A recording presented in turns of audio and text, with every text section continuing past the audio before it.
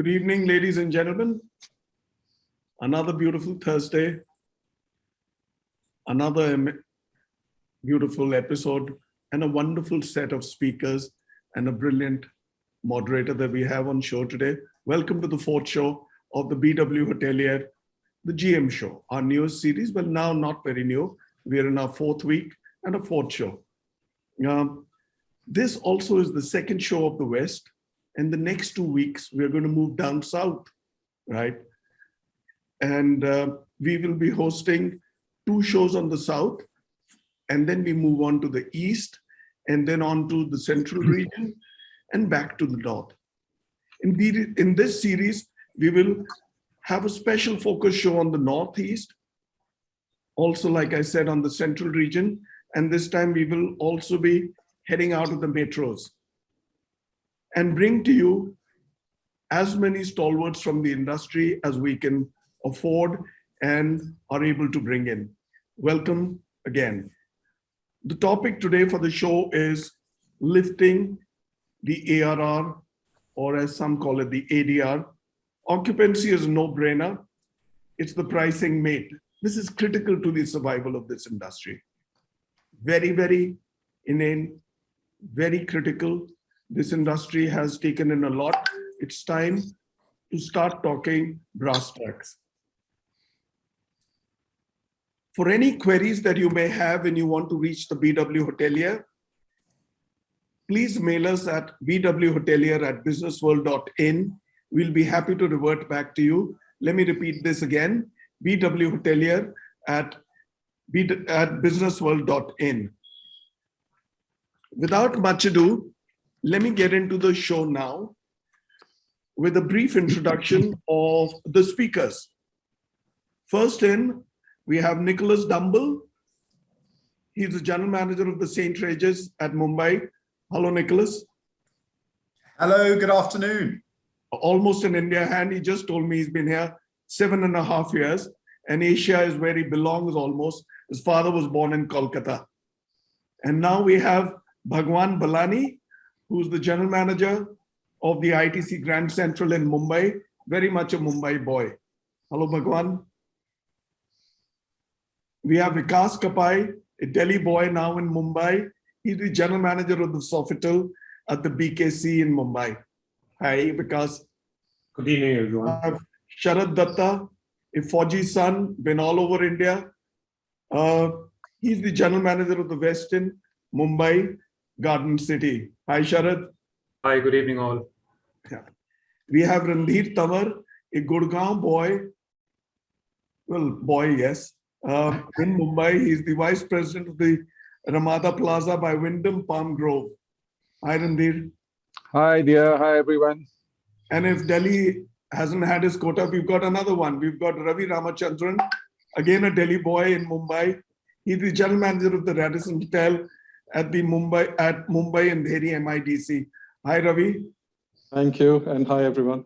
Last but not the least, Taljinder. Taljinder Singh, Shimla boy, out of Delhi. He was also heading the Taj Palace here. But let me read out on him. Taljinder is the senior vice president, Mumbai and selections. He's been there since the 1st of May, 2018. During the 30 years of service, he has held numerous key positions at various locations and now leads the selections portfolio along with his operational P&L responsibilities.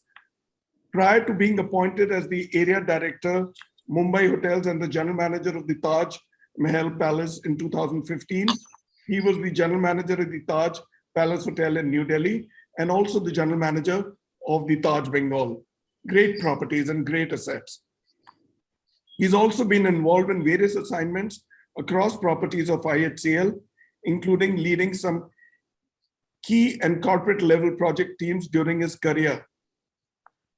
In his current assignment at the Taj Mahal Palace, Mumbai, he has been accorded the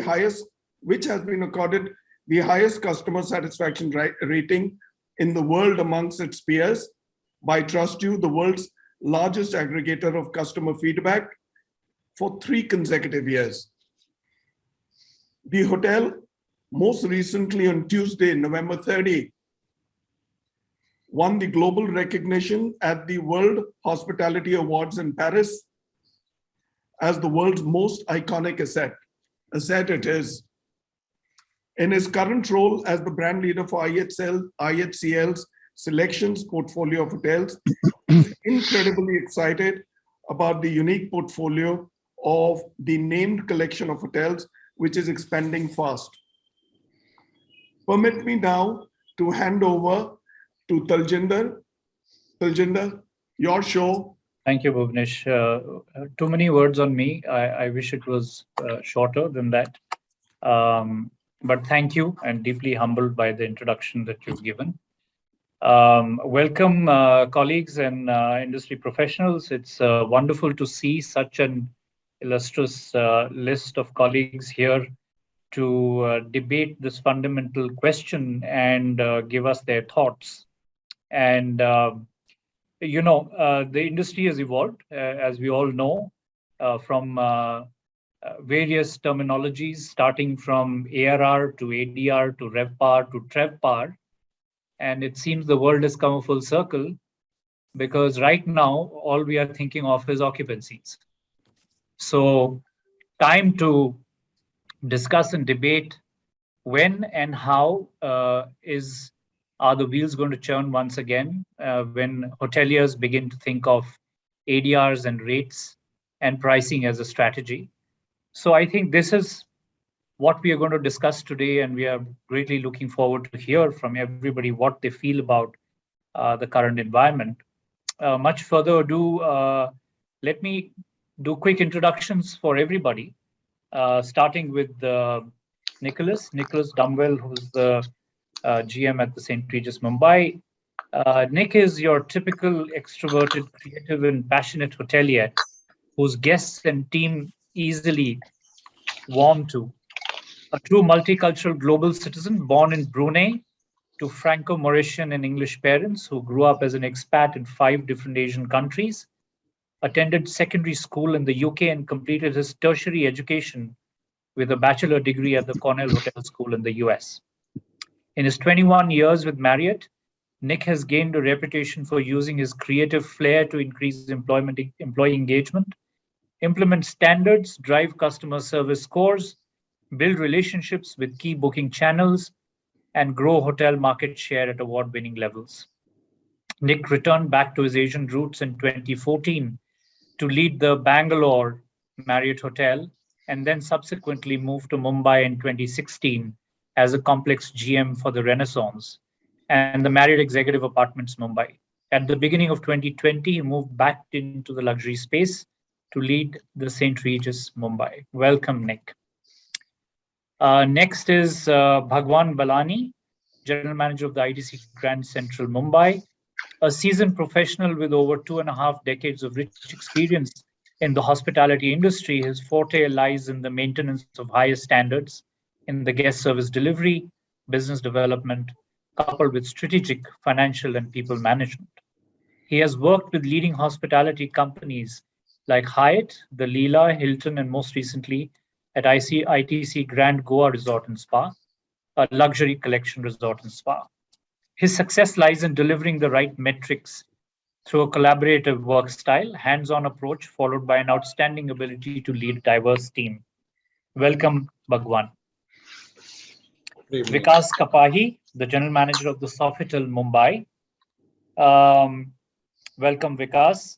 Vikas brings over 3 decades of distinguished hospitality experience as he diligently leads Sofitel Mumbai BKC, the flagship property of Sofitel Hotels and Resorts of the Accor Group. As the GM, Vikas's key responsibilities include planning, coordinating, and overseeing all activities of the hotel, ensuring the hotel's strategic growth and popularizing the brand's ethos in the country. We welcome Sharad Datta, General Manager of the Westin Mumbai Garden City, a seasoned hotelier with over 2 decades of rich experience with brands of great repute like the Marriott International, Hyatt Hotels, and Oberoi Hotels and Resorts. Sharad has spent over 7 years with Marriott International. He commenced his career in F&B operations before taking on his final assignment as GM with Oberoi Hotels and Resorts. Sharad has carved out an outstanding hospitality career, holds key leadership roles for a number of large players in the hospitality sphere. Following a stint of more than 4 years as GM of dual properties of Marriott and Courtyard in Hyderabad, he officially took up the reins at the Westin Mumbai Garden City in 2017. Let us also welcome RANDHIR TANWAR, VP Ramada Plaza by Wyndham Palm Grove, seasoned hotelier with over 3 decades of experience in hotels, resorts, and QSRs, passed out from IHM Chennai in 1988 and started his career with Hyatt Regency Delhi.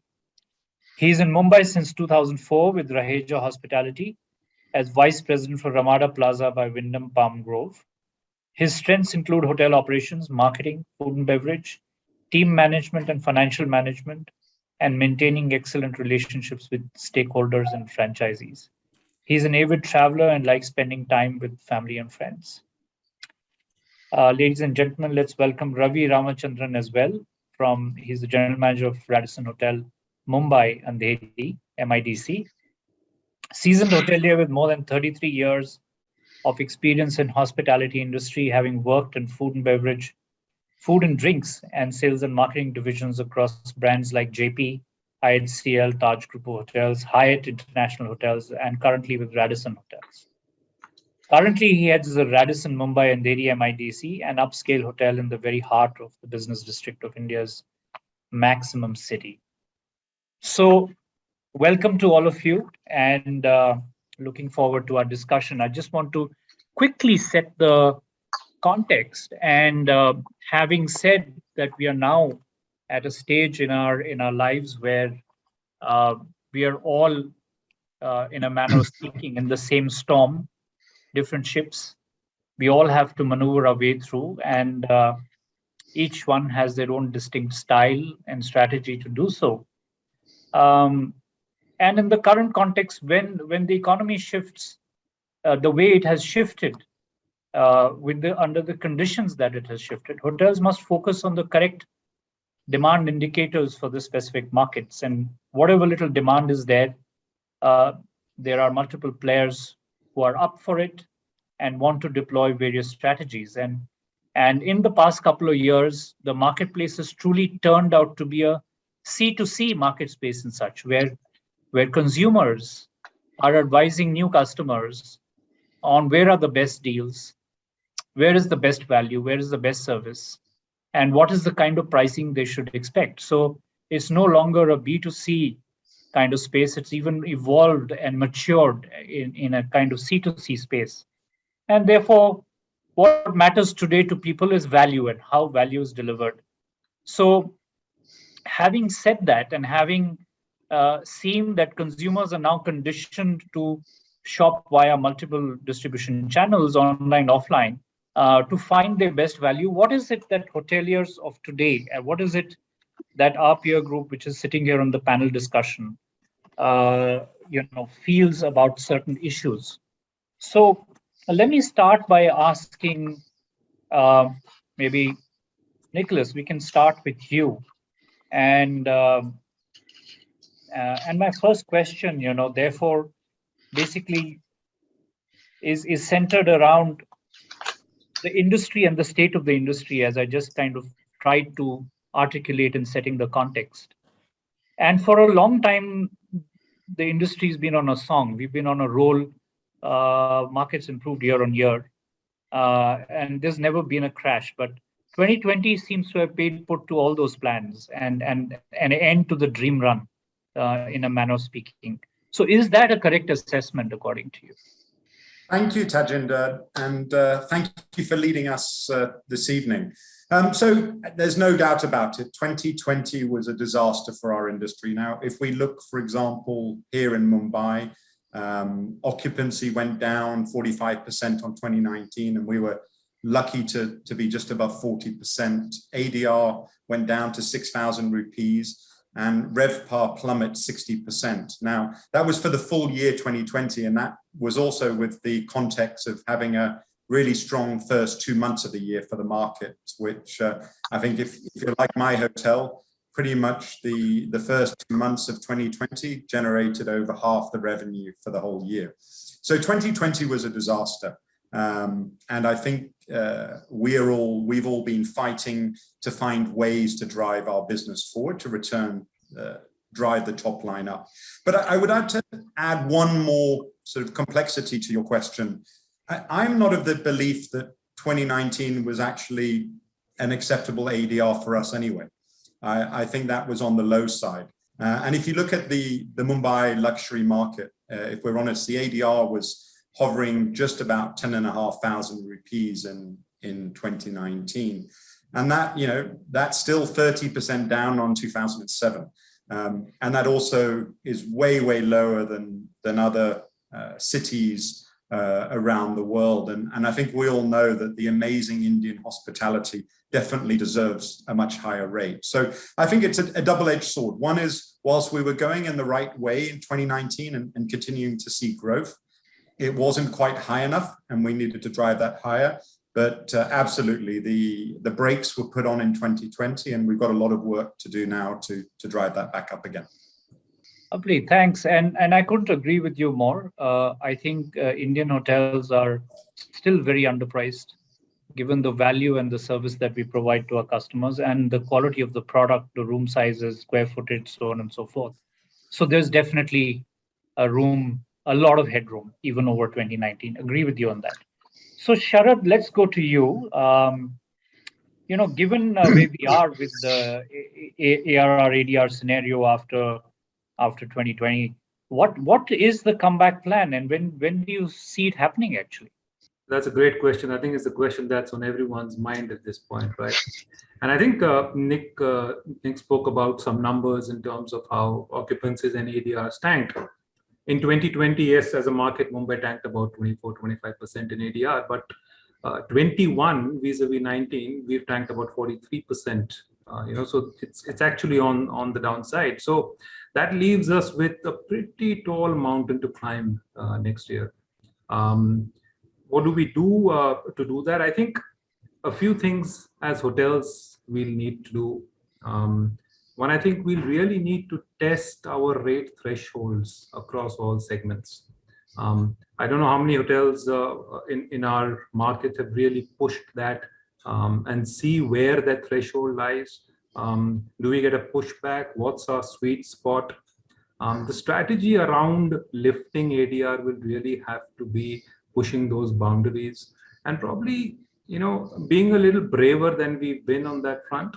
And let's face it, in 2020, we may not have had the ADR ally, which is your occupancy, working hand in hand with ADR. But this year, we've probably had a bit of lift on that, which is a good sign. So it should give us a little more strength and courage to drive our ADRs. And I think if you find that sweet spot, the strategies being around pushing the boundaries and really being brave, not really chickening out if you pushed an ADR to a certain level and then you see the occupancy dipping, holding forth there.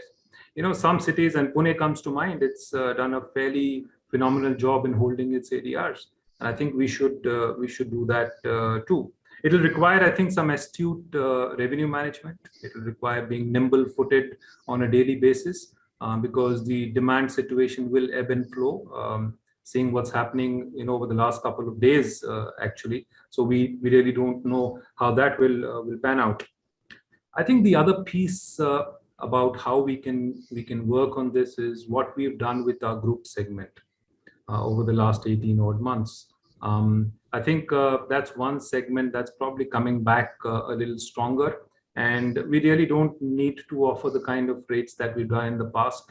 I think the word that I'm looking for is that we need to have fair pricing in this segment so that it serves both the customer as well as us well. And I think these couple of things will help us in pushing the ADRs.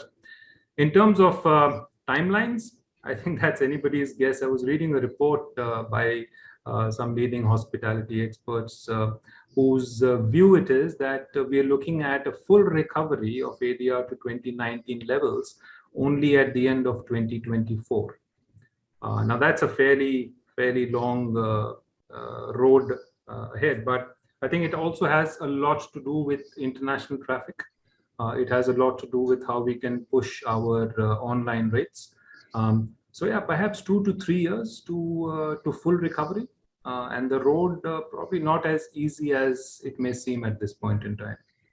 Great, thanks, Sharad. So interesting points, rate thresholds, fair pricing groups, and you've thrown open a very important actually question, which is the question of crystal ball gazing and trying to figure out when is the full recovery going to happen. So while non-metros, vacation spots is perhaps seen a surge in occupancy and ADR levels to almost 2019 levels in some, and for some cases, for some brands and for some hotels, I'm sure exceeding 2019 and 20 levels as well.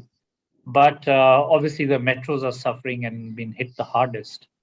But my question, Randhir, is for you on this: is that do you think it's true or false that it's going to take that long, 2024, to achieve 2019 levels? Because there is a lot of pent-up demand. There is a lot of pent-up plans which have been deferred by business travelers too for metro cities.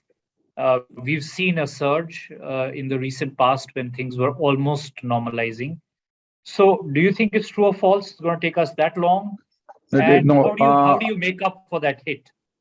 while you earlier had mentioned that the leisure destinations across the country, including the non-metro cities, had seen a big time, pull up on their ADR and occupancy. Now, we as the city hotel had to go back to the drawing board to re-strategize ourselves.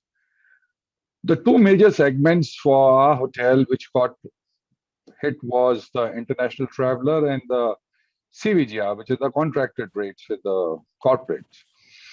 Now, for us being a totally business hotel, we had to, re-strategize ourselves to leisure segment, and so in that we had floated some staycation packages. We had promoted some, honeymoon and, weekend packages just to stay in the market. So they had started some water sports activity. This has helped us in picking our occupancies on the weekends, which earlier being a business hotel, weekend was a low occupancy. So that has really helped us. Now, besides that, we had also floated some work from hotel packages. We had marketed them on the social media, which gave us, considerably good results. Further, we had explored and we were quite lucky and we did good business in, in the sense that our business center, we had offered our business center spaces for office spaces to, small corporates and business houses. So this, gave us a back-to-back booking for nearly 2 months. Now, finally, coming to the challenges, let me tell you how do we make it up for that. For challenge for us is getting back the corporate segment, which is the CVGR segment, we call it, into the pre-COVID contracted rates. You see, pre-COVID contracted rates, but during this pandemic, we had to offer them an ad hoc rate. Now, these corporates are coming back to us and telling us to, continue with that rate. So I'm quite agreeable with Sharad, getting back into that ADR and occupancy levels will take at least, if not 2024, 2023 for sure. Now, second challenge is we have taken a conscious call that between April and September, we work only on RevPAR and occupancy. And between March and, October and March, we pick up on the occupancy and the ADRs. So this is what the strategy that we have taken. And thirdly, and most challenging part is, converting your OTA bookings into your brand and hotel website. Okay, now, as far as the FIT segment, I'll tell you the foreigners, the international travelers, we were working at least 30% of international travelers. Our business for 30% was coming down, which has gone to negligible as of now. And presently with this, news about the new strain of Omicron virus, I can see on a daily basis, there are more, cancellations coming rather than reservations. Whatever the reservations we were handling. So I'm keeping our fingers crossed that thing doesn't, explode into another kind of pandemic. So let me slip one in for you, Randir, Taljinder. Okay. Yeah. All right. So it's all. I at times feel neglected, right? So I need to step in. All right. So Taljinder, you have a great portfolio and a good view out of Mumbai, right? For the assets that you handle and the geography. 2021 has got us truly think out of the box to build up both on efficiency and opportunities. What are the revenue streams that will help us fill the gaps created by the vanishing segments and ARR and ADR? Okay. So actually, when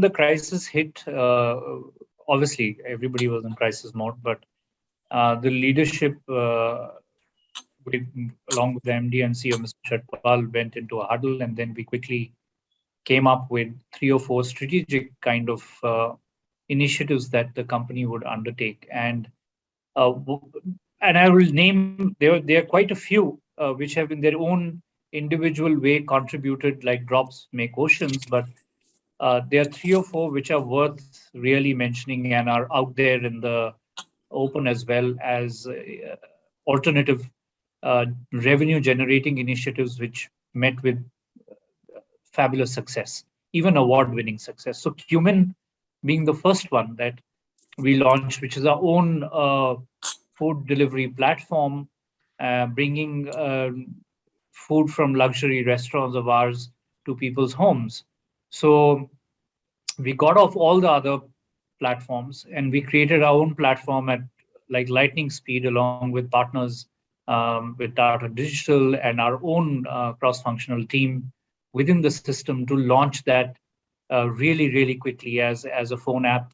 And that helped us continue to run and operate our restaurants, even when the rooms were shut down. So it gave us a lot of breathing space, and it gave us a lot of impetus to actually generate the revenues to keep us in the survival mode. The second one was a plan. As soon as things began to open, there was a very innovative rate plan, which was famously known as the 4D plan, the Dream, Drive, Discover, Delight, which was launched. And that was targeted specifically anticipating the fact that the first travelers will be people who will be driving to driving destinations. And that resonated superbly. And I think IHCL was really well positioned to handle this segment because of the way our hotels and the geographies in which our hotels and Ama bungalows are located. And people just found this to be a great proposition to be able to travel out to these destinations in total safety in their own vehicles. So this was the second one. And the third one was the need which was felt for us as a company to tap into the sentiment of people who felt to be healthier. So the Jiva Spas launched a new program called Energize. That was an entirely new cuisine done by our chefs, which was based on healthful ingredients, responsibly sourced, localized in local geographies. So low on carbon footprint, so on and so forth. And this Energize plans, which then rolled out into destinations, garnered us again huge revenues. So just 3 very quick examples of how we went about changing with the changing scenario month on month, done very, very quickly with a lot of agility and strategic thought behind it, and which stood us in very good stead, actually. So that's amazing. You see, the upside of the last 2 years, now almost 2, we are going to end the year in another 29 days, has been what all we never thought of earlier, and we brought in, right? So great value addition, good word. I'll take a small 5-second break, commercial break. Let me introduce the first show of the South, right? Which is coming up on the 9th of December. Thank you, Salman. Over to you, Taljinder, for the next. Let's continue on our quest to find the answers. And my question now is to Bhagwan. it's a rather longish question, so pardon this. Is, as filling up with higher occupancy the right way forward, given lower ADRs, is that more a tactical approach than a strategic approach? What are the repercussions of adopting such an approach of just going volume route at low rates? And isn't that going to make lifting the rates a very, very tall order? So that's one thought in question at the same time. And the second one, as a corollary to this, is that given that the thinking is more or less volume and filling up, and us standing at this crossroad of lifting revenues, dropping overheads, as an astute general manager, how will you navigate these crossroads between so many factors of costs and occupancy and volume and quality and lifting ADRs? Thank you for the lovely question. Increasing revenue is a need of the hour for every business in our country and across the globe. Commenting on the strategic approach of filling up the hotel at an attractive rate, which delights the right clientele, is a key for all of us in driving our business growth. But taking on the occupancy route, which you just touched upon, is completely to pick up business is extremely easy. But at the same time, I would say it's a rough-edged sword, which will influence the guest experience and also the positioning of the hotel to a certain extent.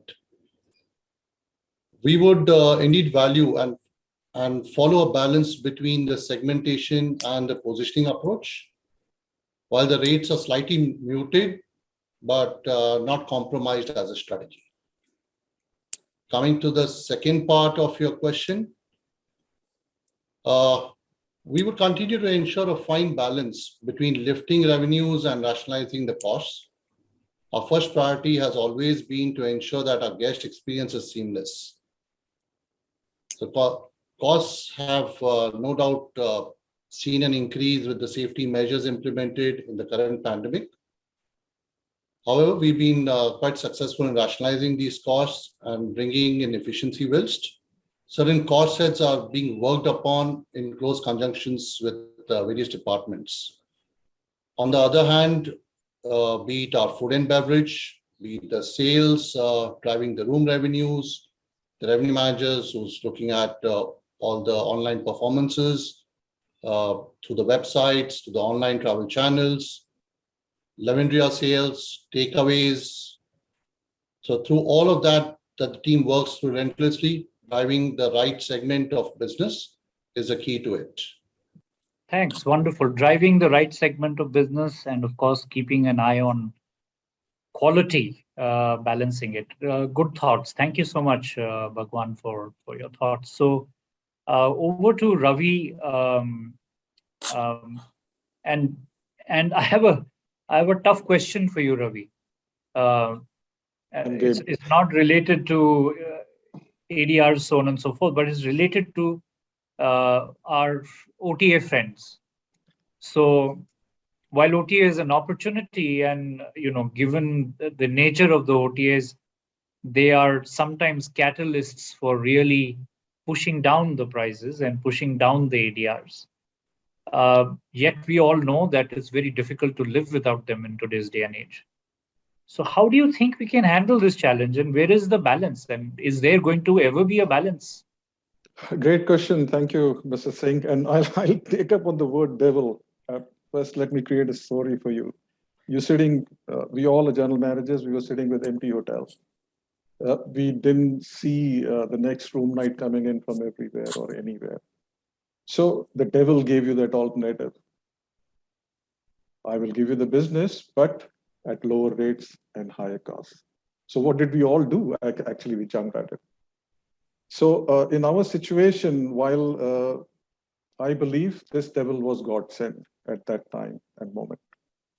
Now I understand what you meant, and like OTAs who probably bring down the rates and ADRs and ARRs.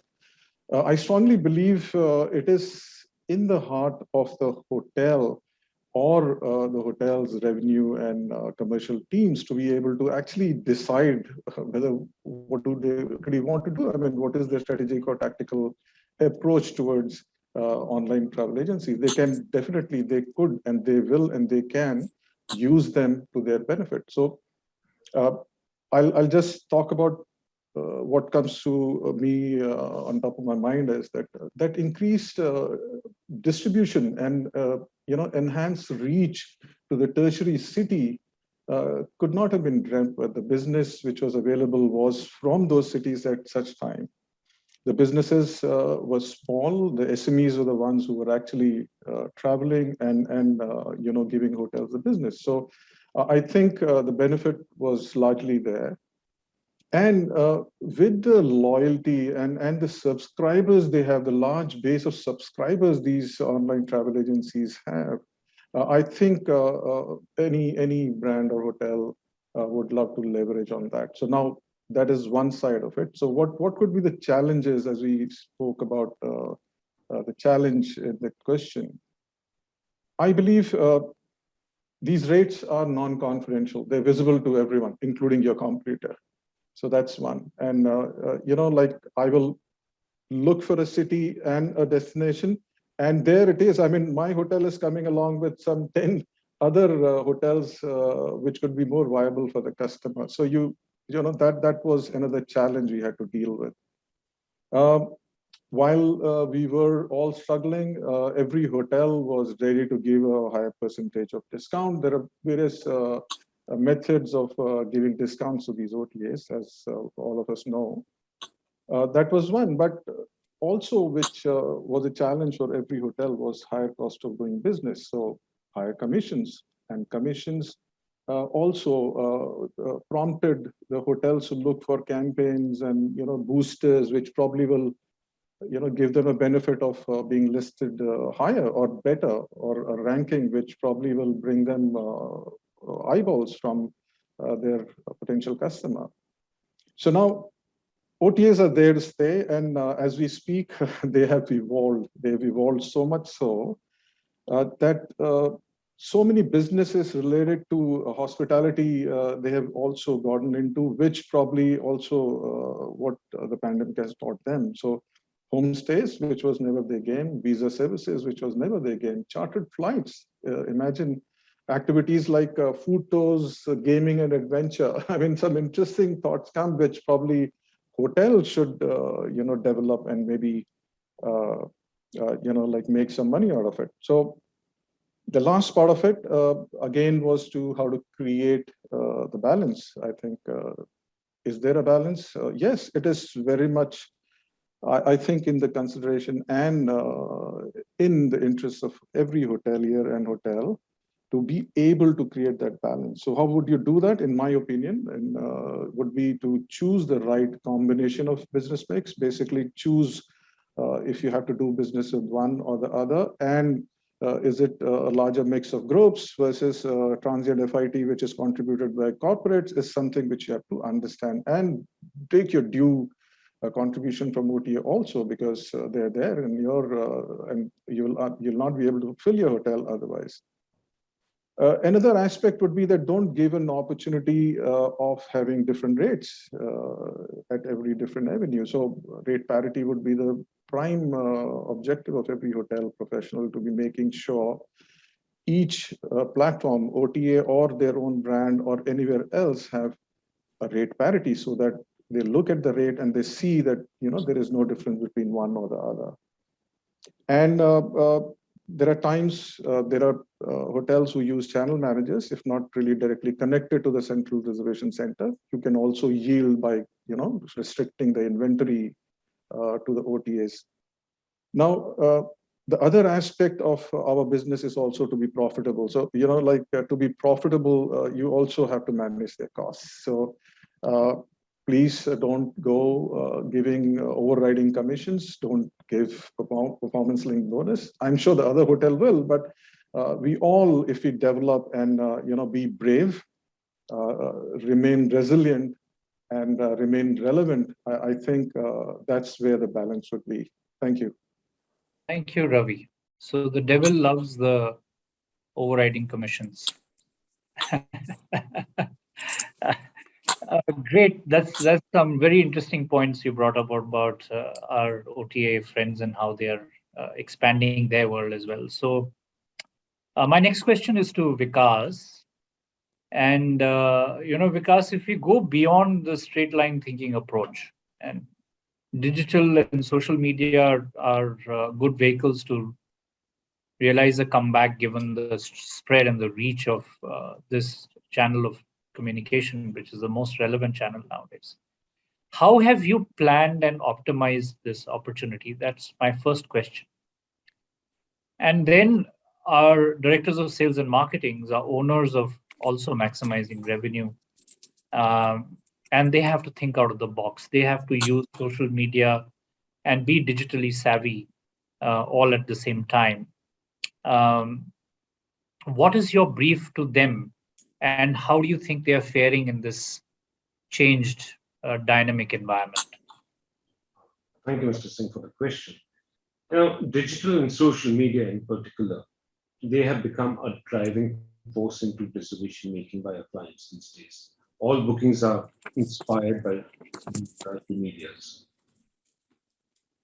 The granular monitoring of the data and the trends in the consumer sentiments has always been an important strategic planning. Given what situation we are in currently with the pandemic, I think it's becoming critical, more and more critical for our hoteliers to actually have a new thought process and think differently and what exactly is a consumer will be thinking post this pandemic, will be feeling, saying, and doing.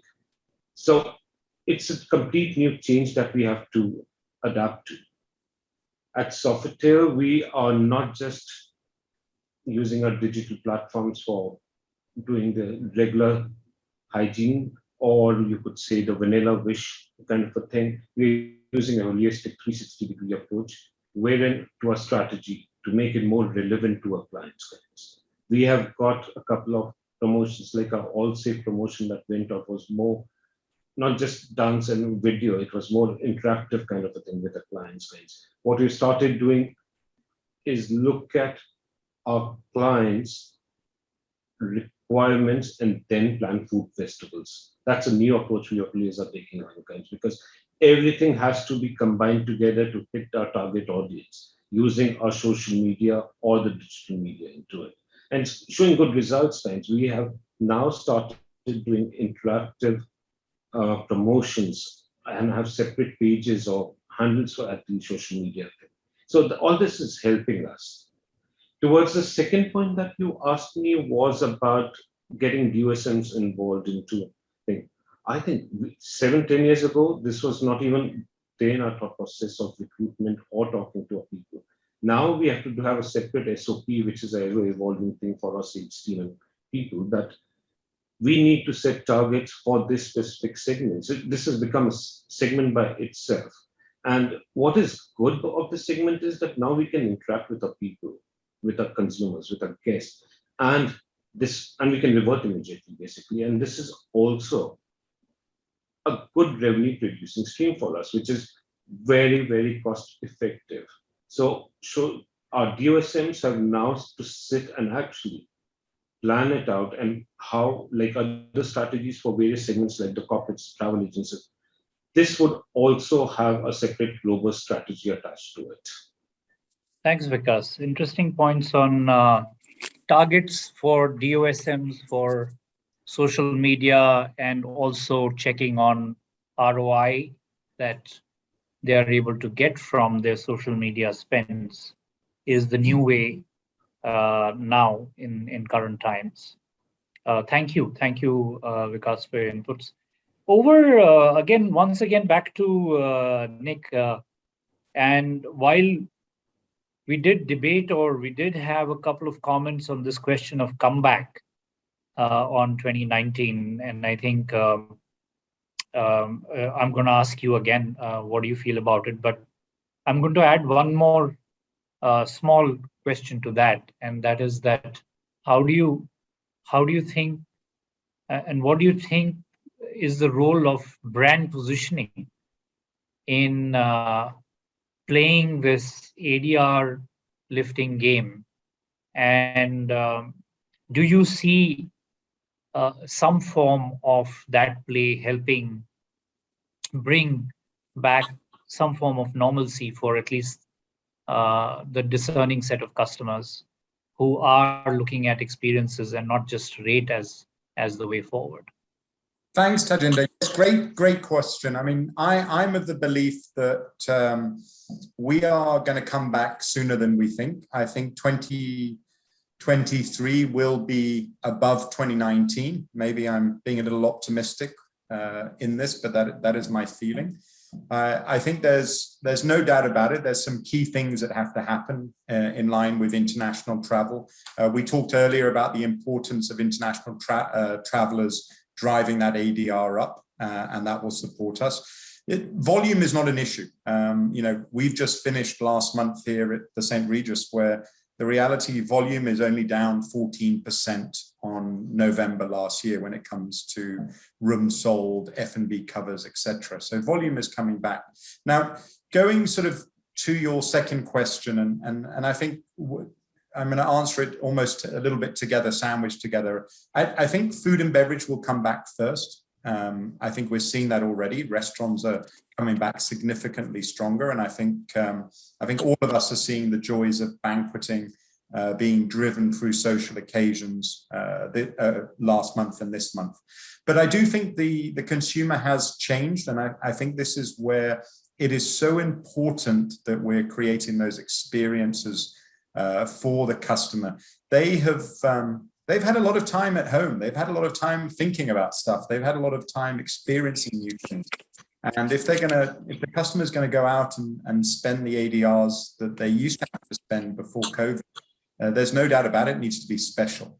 And we need to embrace that new expectation. We can't be saying, well, the ADRs are down, so you don't need to provide the same services that you did before.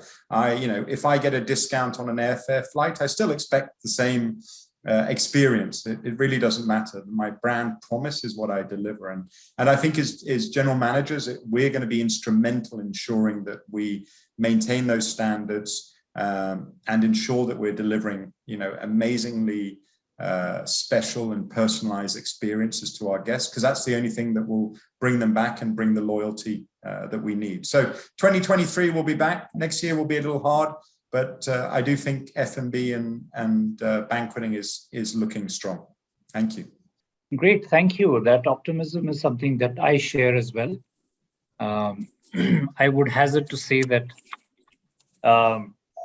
2023 will definitely and should be better than 2019. So agree with you there. And of course, customer expectations are not going to change, pandemic or no pandemic. Anybody who pays the price for a brand will expect the works. So, so over to Sharad once again. Another question for you is that is patience a virtue or a burden when it comes to pushing rates versus occupancy in the face of organizational or owner pressures? So a lot of our colleagues here are in management contract and owner hotels. So do you feel the pressure from them when it comes to lower occupancies, higher rates, or vice versa? What do you feel about that? So, I think when we speak about patience, I think we've been patient enough for far too long. I think that's wearing thin. And if it means that good things come to those who wait, it's not going to be that way. Good things will not come to those who wait. We'll have to action, we'll have to commit, we'll have to persist, and we'll have to persevere in regaining whatever we've lost. I think most of us as a forum, we agree that occupancies are not that much of a challenge. And, when I speak specifically about, let's say, Mumbai market or my hotel, we've always had fairly good occupancies. But that's not what's going to take, an extra buck into the bank. It's going to be the ADR. I think Nick also touched upon a very important piece. As a market, if we have to run sub $100 ADRs, being the capital financial city of India, I think it leaves a lot to be desired. And that's where the real push is. So for me, as my hotel, my endeavor is going to be very clearly, it's always been to drive the rate. I am not going to sweat my rooms at the expense of my rate. It just doesn't make any sense for me as a hotel, right? And I think that alignment is there with the ownerships. I think where organization or management contracts or a management company's alignment is concerned, I think it's more than simply occupancy and ADR. It's to do with the reputation. It's to do with how you're managing your costs, and clearly having a higher ADR with a manageable occupancy drives more money into the bottom line. So I think with my hotel, my ownerships, and the Marriott group, be very clear. ADR is the way to go, since occupancies will take care of themselves. So that's again introducing the South Show. Next Thursday, same time, with Zubin Sangarwala, who's going to lead in, right? We've got Gautam Minglani, we've got Sharad Puri, Srijan Vadhera, Madhav Sehgal, Ryan Arana, and Rakesh Sedi. All right, back to you, Taljinder. One thing that Sharad just touched upon was costs, and my question therefore is to Randhir now, is that without compromising on service and guest experience delivery, what are the cost-cutting measures that you've implemented and yet kept your nose above the water, in a manner of speaking? All of us have adopted some measures or the others, but can you give us some examples of what you did and still kept your head? Now, without compromising on the guest experience and yet following all the COVID protocols, we had to take some hard decisions, because if you talk of big ticket expenses, it is your HLP, your heat, light and power, and your salary wages bill. Okay, in terms of salary wages, we started right from the time we reopened. We were shut for 4 months. That we started multitasking, which means, front office people were also assisting housekeeping team, housekeeping was assisting front office, and vice versa. So in that way, what we had a pre-COVID staff to room ratio of 2.2, which we managed to bring it down to 1.7, and we are continuing with that. So that brought our wages, kind of under control, very much less than what we were at the pre-COVID time. The next big thing that we took is, we call all these AMC people, the big ticket AMC contractors, like your elevators, lift, AC plant. So we had a one-to-one interaction with them. Over the years, we have been giving them a 5% to 6% jump from the last year. So they have been very nice this time. So what we did is rather, we convinced them to reduce the cost, which they all bluntly refused. Even they suffered during the pandemic. So what we got done was, instead of 12 months, we extended their contracts for 15 in some cases. In some cases, we extended for 18 months, yet keeping the price same, whatever the contract value was. This was the second.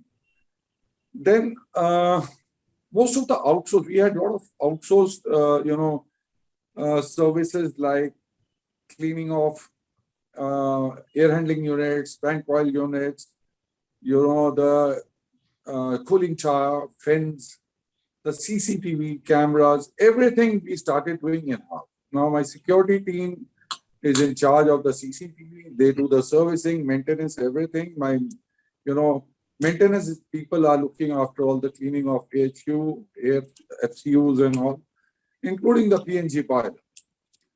Now this is, now the third and the most important is how do you break down the electrical unit, the power bill.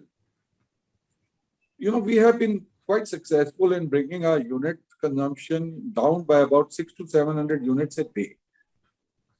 And what we did is, the high, big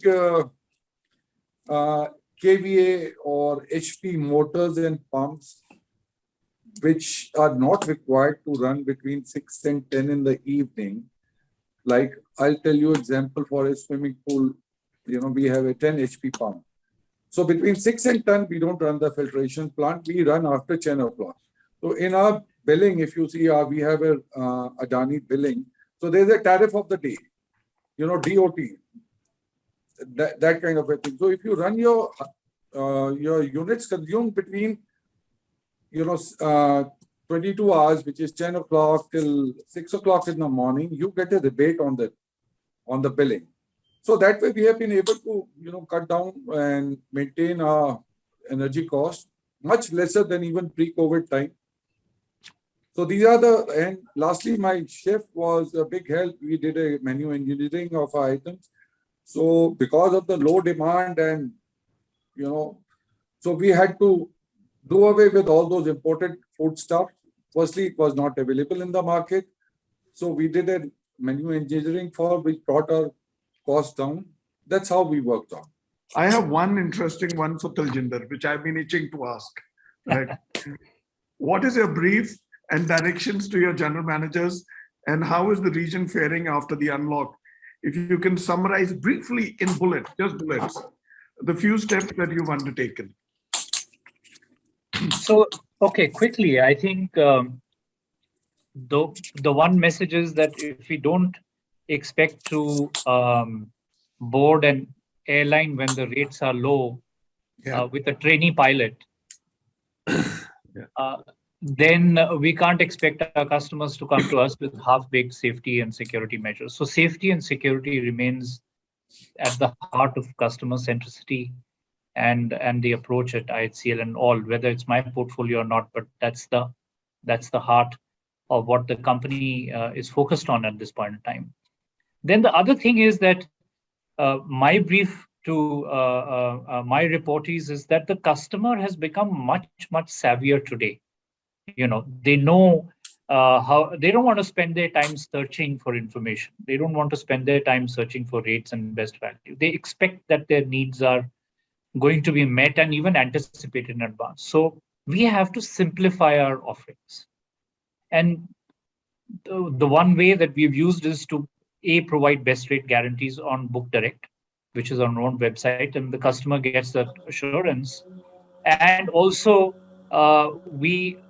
the simplification of the offerings, which caters to this new blurring of the segments of travelers, because it's no longer possible for us to know from an OTA booking whether it's leisure, whether it's business, whether it is business come leisure, or whatever else have you, or it's a bereavement travel. So a simplification of an offering so that it provides the right value to the customer is the new challenge in the absence of the blurring, in the absence of clear segmentation and not knowing the purpose of travel. Then finally, two more things which are pretty clear is that, be flexible, be empathetic, because as I said, you don't know whether the customer is actually coming to stay with your hotel for a bereavement. And that was at least the scene 5-6 months ago. Today, it's obviously better and nicer and pleasanter. But back then, we had to teach ourselves to be empathetic, to listen, and not just to go all out in full cheer, and be flexible in our approach. And then finally, be better with our relationships. We've had strong relationships. Be better with them. Show flexibility, and be thankful that the customers and your relationships are coming back to you in full force. In a nutshell, I think in a very simplified manner, this is our messaging and my messaging to everybody on my team. So thanks for letting me off the hook, Bhuvanesh. I hope that was the last question you were going to throw at me. Bhagwan, back to you. What will be the role of the OTAs according to you after this hiatus, and with inbound now starting? Of course, it's beginning to sputter again with the Omicron. What is your plan? How do you manage them, and what's the business that is expected to come via these OTA channels to you? Thank you for that question. As you just mentioned about customer being tech savvy, online travel agents are the navigators for our guests, which help them search the best available option and for their upcoming travel, be it their business or leisure either of it. For hotels, these online travel agents magnify the reach and would combine to be treated as a source of business. And that's how we treat it as. As seen in the past, we do expect to see the international travelers resuming soon, in addition to our current domestic travel business, which is coming in through the OTAs also. However, like all revenue streams, the OTA segment will also have a certain dependency. And while pricing will be determined through their demand. And in the close future, I do see that OTAs will continue to remain as a strong source of business for all of us. Thank you, Bhagwan. So yes, OTAs are here to stay. And as one of the panelists put it very nicely, it was this devil which helped us when we needed them in the recent past. Next question, again, back to you, Ravi. We have over-the-top customers, loyal customers as well, but some of them tend to be over-the-top in terms of their demands and what they expect. What is the kind of realistic ADR you would say exists in taking the decision to retain or letting them go, really, as a manner of speaking? Thank you, sir. This being my favorite question, which I ask my DOSM and revenue manager daily, and at the cost of losing a customer, whether loyal or not, what could be the correct rate that you would offer? So, paucity of time, I'll just try and club it. Although this being my favorite subject, I think the winning formula would be securing the right mix of the business mix, which yield you the desired ADR. That should be true for each hotel, specific to their budgets or forecasts and their hyperlocation. So that's one. I'd also like to talk about the fantastic ecosystem Radisson Hotel has, wherein they have like the commercial and revenue experts who absolutely keep us aligned all the time and give us insight which are global, national, and local, and into your hyperlocation. So basically that gives us the courage to keep our heads high.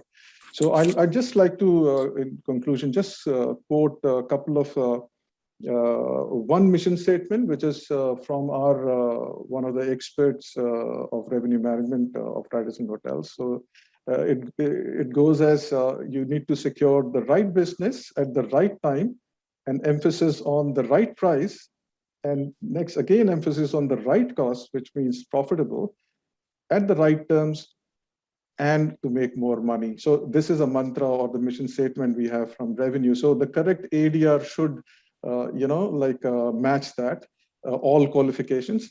I'll just quote another one of my erstwhile colleague who used to say, it is not the top line, but the bottom line which goes to the bank. So thank you. I think it sums up what I wanted to say. Thank you.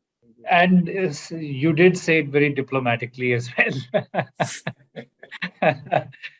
Getting it right at the right price, at the right time, at the right moment is the holy grail for hoteliers. So I suppose a lot of us will have to continue chasing it at this point in time.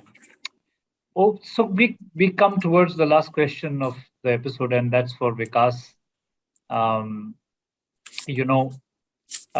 15th of December was supposed to be the critical moment when inbound and outbound flights were set to open up in totality. And just in the last 24 hours, we've come to know that this decision has probably been deferred now. But it will happen. This opening up of flights is bound to happen sooner than later. And so therefore, I have two questions for you.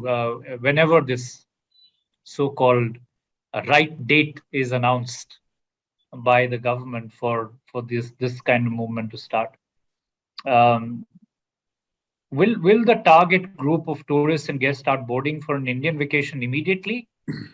Or will they wait and the traffic will start with a trickle? That's my question to you. Question one, what do you think will it be? Will they come in droves? or will it be a trickle? And inversely, will domestic guests rush to get out to their foreign holiday, giving us all a big miss? Or is the opening of flights eventually going to be a double-edged sword? What do you think? It totally depends upon the consumer behavior. This is one of the most researched area in the travel industry. Unfortunately, sadly, we don't have any cookie cutter approach which can compartmentalize the tourist into a particular segment. Now, when a traveler has to travel, it's a host of lot of things that the traveler would look at, not just rush off. They look at most importantly the medical facilities of the area, the safety of the area, the purpose of travel, and the destination for sure.